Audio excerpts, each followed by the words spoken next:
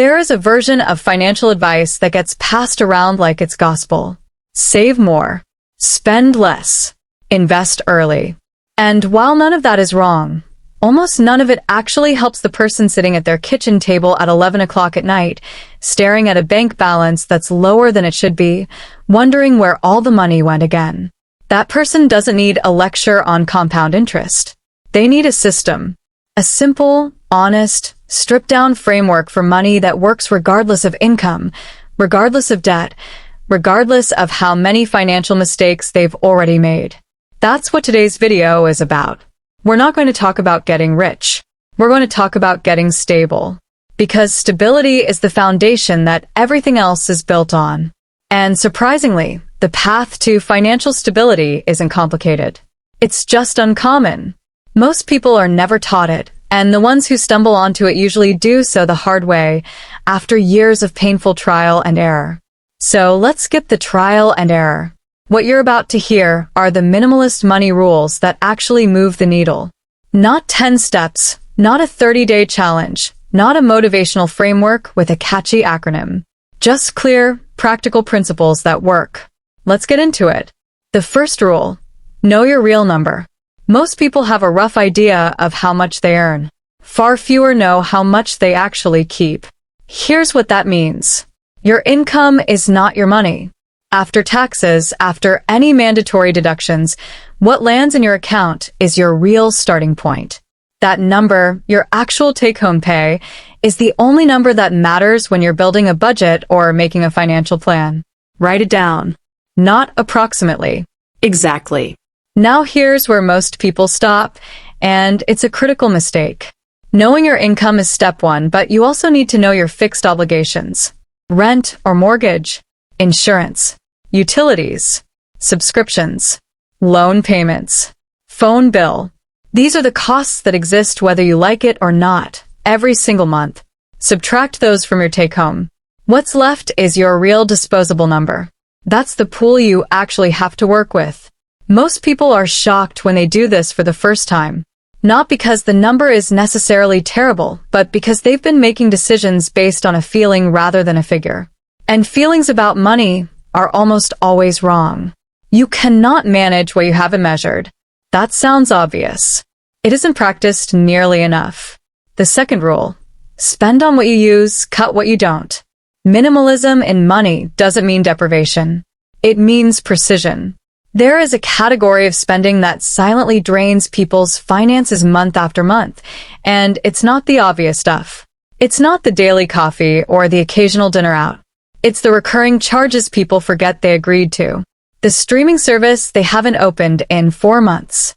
The gym membership that seemed like a great idea in January.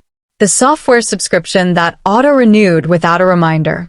Go through your last 2 bank statements line by line. Not to judge yourself, just to see. You will find at least 2 or 3 charges that surprise you. Most people find more. Cancel anything you haven't used in the last 30 days. Not plan to use. Not might use. Used. The difference matters. This isn't about being extreme. It's about being honest. Every pound or dollar that leaves your account should be going somewhere you consciously chose. The moment spending becomes automatic and unexamined, it starts working against you. The goal is a spending profile that reflects your actual life, not a version of yourself you imagined when you first signed up for things. The third rule: build a buffer before you build anything else. There is a specific kind of financial stress that is different from general money worry. It's the stress that comes from having no cushion, no margin, no gap between you and the next unexpected bill. A car repair, a medical expense, a broken appliance. These aren't emergencies in the dramatic sense. They're just life. But if you have nothing set aside, they become crises. And crises push people into debt. And debt, particularly high-interest consumer debt, is one of the most effective traps there is. The answer is a buffer account. Not a full 6-month emergency fund. At least not yet. Just a buffer. A small but real amount of money that sits separately from your main account and only exists to absorb the unexpected. $1,000 is a common starting benchmark cited by personal finance research, and there's a reason for that. Studies on household financial fragility, including work published by the Federal Reserve, consistently show that a large percentage of households couldn't cover a $400 emergency without borrowing or selling something. Having even a small cushion fundamentally changes how financial setbacks affect you. If 1,000 feels impossible right now, start with 200, then 3, then 5. The number matters less than the habit of keeping it separate and keeping it intact. The rule is simple. This money is not for sales. It's not for opportunities. It's not for anything except true, unexpected, necessary expenses. Guard it like it has a different owner because, in a sense, it does. It belongs to future you, the version of you who has a flat tire next month. The fourth rule, align your biggest spending with your actual priorities. Here is a question worth sitting with. If someone looked at your last 3 months of bank statements without knowing anything about you, what would they conclude that you value most? Not what you say. Not what you believe about yourself. What the data shows. For most people, there is a gap between their stated priorities and their spending patterns.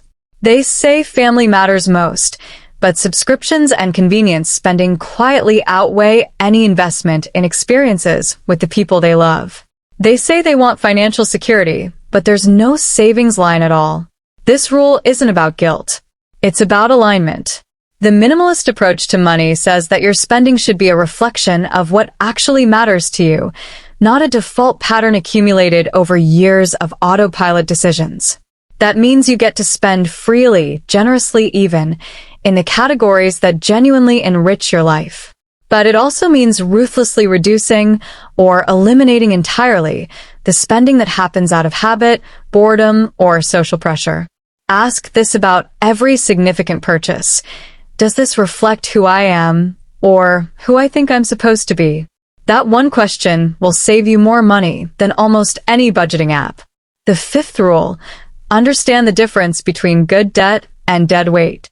Not all debt is the same, but almost all debt is treated the same, which is where people get into trouble. There is debt that funds something appreciating or income generating. A carefully considered mortgage in a stable market, a student loan for a qualification with genuine career returns, a business loan with a clear path to profit. These are debts with a purpose, a return, a trajectory. Then there is debt that simply costs you money with nothing on the other side. High-interest credit card balances. Store finance deals with punishing terms after an introductory period. Buy now, pay later arrangements that accumulate quietly. Payday loans, which can carry annual percentage rates that would seem almost unbelievable if you read the terms carefully. The minimalist money rule here is this. Know what every debt is costing you, not roughly. Exactly. The interest rate, the total amount owed, and the monthly minimum payment. Then prioritize. Pay minimums on everything, but throw every extra pound or dollar at the highest interest debt first. This is the debt avalanche method, and it is mathematically the most efficient way to eliminate debt. The alternative, the debt snowball, where you pay off the smallest balance first for psychological momentum, is also a legitimate strategy if motivation is your barrier. The best method is the one you'll actually stick to. What doesn't work is the approach most people default to. Paying minimums across the board, making no meaningful progress, watching balances barely move while interest accrues, and feeling permanently stuck. Debt only loses its power over you when you stop treating it as a fixed condition and start treating it as a solvable problem with a clear sequence of steps. If you're finding this useful so far, do me a quick favor and hit that subscribe button. We cover financial clarity in a straightforward, no-nonsense format, and there's a lot more coming that you won't want to miss. The sixth rule, automate the decisions you'd otherwise avoid. Willpower is not a financial strategy. Research in behavioral economics is consistent on this point. The more decisions we have to make consciously, the more likely we are to make poor ones or avoid making them at all. This is sometimes called decision fatigue, and it affects everyone regardless of intelligence or discipline. The practical implication for personal finance is powerful. Don't rely on remembering to save. Automate it. Set up a standing order or automatic transfer that moves a fixed amount into a savings account the day after your pay arrives. Even if it's small. Even if it's £20 or $20. The amount is secondary to the habit being automatic. When saving is automatic, you spend what remains. When it's manual, you spend what arrives and save what's left, which is usually nothing. The same principle applies to debt repayment. Set minimum payments to auto-draft. Set any additional overpayments on your priority debt to auto-transfer on payday. The less your financial stability depends on you being motivated on a specific Tuesday morning, the more stable your finances will actually be. Automation removes the emotional variability from money management. And emotions and money, if left to interact freely, tend to produce expensive outcomes. The 7th rule, reject lifestyle inflation until you're actually secure. There is a pattern that repeats itself reliably across income levels. Someone gets a raise, or a better job, or finally starts earning more than they used to. And within 6 months, somehow, they're just as stretched as they were before. This is lifestyle inflation. And it is the silent enemy of financial progress. It doesn't happen through irresponsibility. It happens through normalization. A nicer apartment because you can afford it now. A better car because the old one felt like a step down. More meals out because you've earned it. More clothes, newer tech, better holidays. Each decision feels justified in the moment. Cumulatively, they consume every income gain before it can build anything. The minimalist money rule is a simple commitment. When your income increases, the first thing that increases is your savings rate. Not your spending, your savings. Even a 50-50 split is transformative. Half the raise gets redirected to savings or debt repayment. The other half can go toward improving your life. Over time, the savings half builds the security that makes everything else less stressful. And the spending half still improves your day-to-day experience. But the key is intention. The upgrade in your lifestyle has to be a deliberate choice, not a default outcome of earning more. Security first, enjoyment second, not the other way around. The 8th rule, stop optimizing and start executing. This is the rule that tends to make people uncomfortable because it requires a certain honesty. There is a version of engaging with personal finance that feels productive but produces very little. Reading books about money, watching videos about budgeting strategies, comparing savings accounts for marginal interest rate differences, researching investment platforms without ever opening an account. None of this is harmful, but at a certain point, it becomes a substitute for action rather than preparation for it. The truth is that the basics of financial stability are not complicated. They don't require extensive research. They require execution. A basic budget, consistent savings, debt repayment with a clear priority order, spending in line with actual priorities. These are not sophisticated concepts. They are simple behaviors practiced consistently. The people with genuinely healthy finances are rarely the ones with the most elaborate systems. They're the ones who do a small number of simple things reliably, month after month, without exception. Pick the one financial action you've been delaying and do it today. Open the savings account. Set up the automatic transfer. Cancel the subscriptions. Call the creditor. Whatever it is, the research phase is over. The action phase has to begin. The 9th rule, understand that financial stability is an emotional job as much as a mathematical one. Money problems are rarely purely mathematical. If they were, we'd solve them with a spreadsheet and move on. The reason most people struggle financially is not that they lack information. It's that money is emotionally loaded in ways we rarely acknowledge. Spending gives many people a temporary sense of control or comfort. Saving requires tolerating discomfort now for a benefit that feels abstract. Debt carries shame that makes people avoid looking at it directly. Financial conversations between partners or family members often carry decades of unspoken tension. Any financial system that ignores the emotional dimension is incomplete. Which is why the most important question isn't always what the mathematically correct financial move is. It's why you make the moves you make. Why do you overspend in certain categories? What does money represent to you in terms of security, freedom, status, love? What are the stories you inherited about money from the family you grew up in? You don't need therapy to think about this, though it can help. You just need honesty. The same honest, non-judgmental audit you applied to your bank statements, apply to your behavior. Look at the patterns. Ask what they're telling you. And then build a system that works with your psychology rather than against it. For some people, that means celebrating small wins. For others, it means accountability to someone else.